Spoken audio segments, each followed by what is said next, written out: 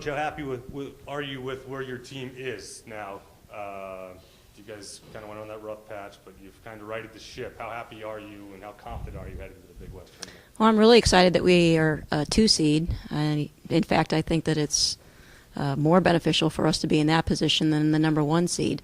Obviously, if we had won the game at Fullerton that we lost with .2 seconds to go in the game, not that I'm remembering that or losing sleep over it, but we would have been tied for first place and had regular season championship. So while it might look like things might be shaky, I think that this is a very good basketball team.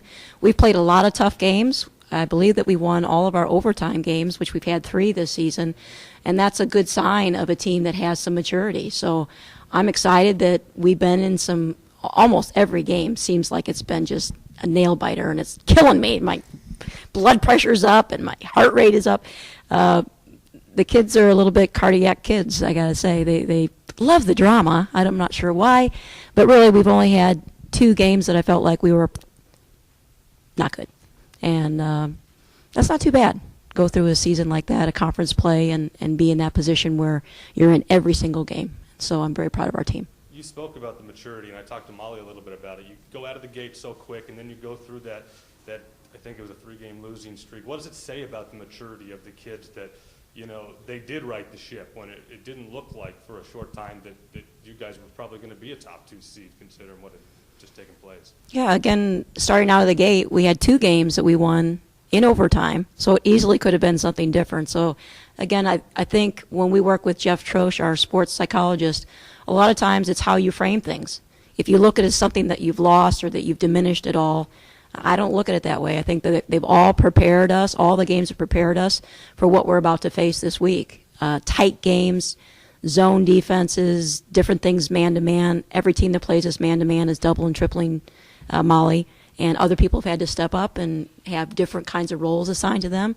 We've had 4-guard lineups. We have our little dinky guards. There's a lot of things that we tried to hide on the court. Coming together and having each other's back defensively is key for us. Being able to rebound against teams that are clearly bigger than we are is always a challenge for us.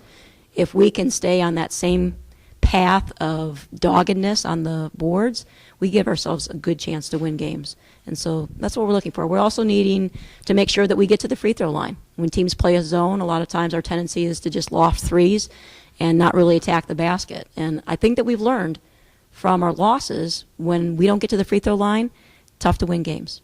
How does last year's run help you guys in terms of knowing what's to come in Anaheim this week?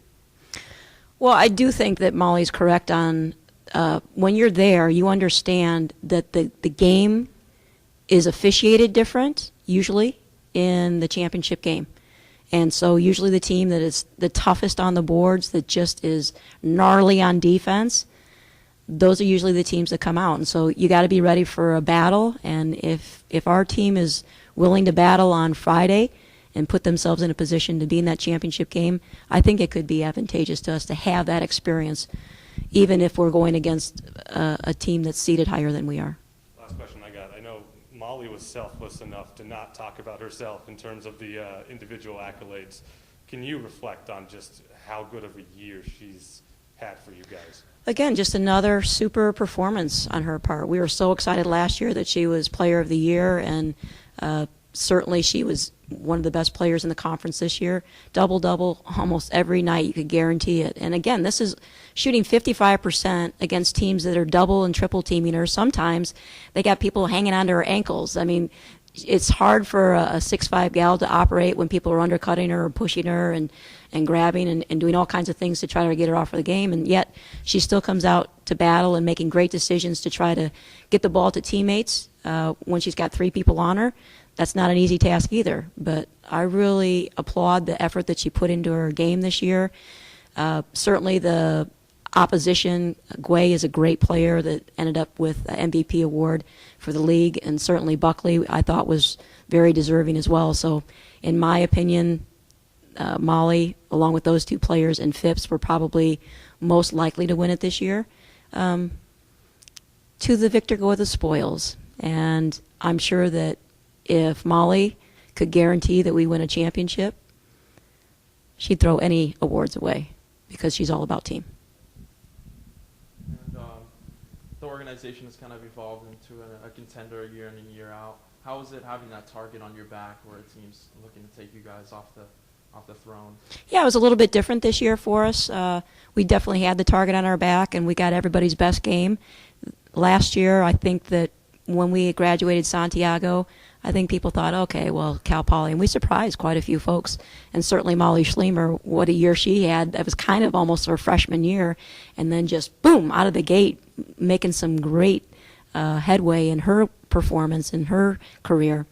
But people were ready for her this year. Like I said, there wasn't anybody who would even dare to go single coverage on her, and if they did, they paid. She had 37 and 30 against teams that did that, and everybody's made an adjustment to try to take Schlemer out of the game as much as they can, whether it's pulling her on the perimeter and making her try to defend people that are smaller than her, or triple teaming her in the post. She's seen it all. So, I really think she's had an outstanding year considering all those things, and is still pretty much in the top 30 in the nation in field goal percentage. So just a great year for her. Yeah, and I know it's hard to look forward to the future, but the big three, Irvin, Schlemer, are going to move on definitely.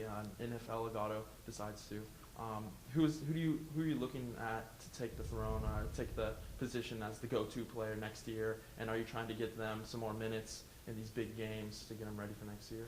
Well, it's hard to say who's going to emerge for next year's team.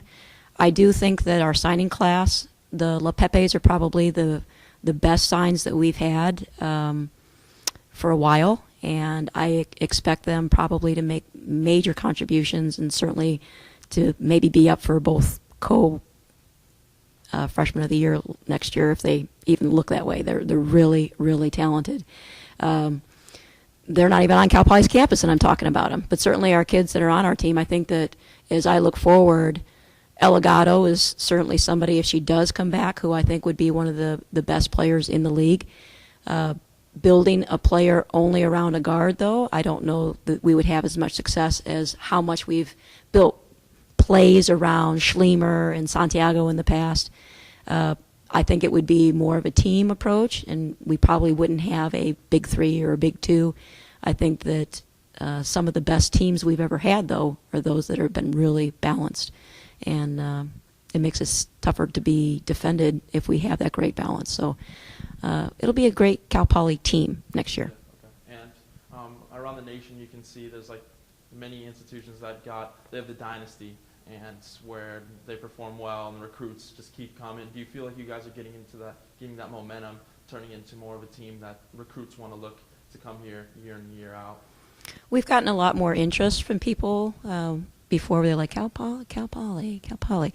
People know who we are now, and I think with the strength that we've had in being tournament champs and being Big West champs regular season, and then certainly having great players like Player of the Year recognition, those things all contribute to, okay, something good's happening over there at Cal Poly. So I think that has helped us, but at the same time, it's still hard work. We're still, when we're up against Stanford, when we're up against Cal, when we're up against UCLA, we still haven't won those battles in the recruiting wars.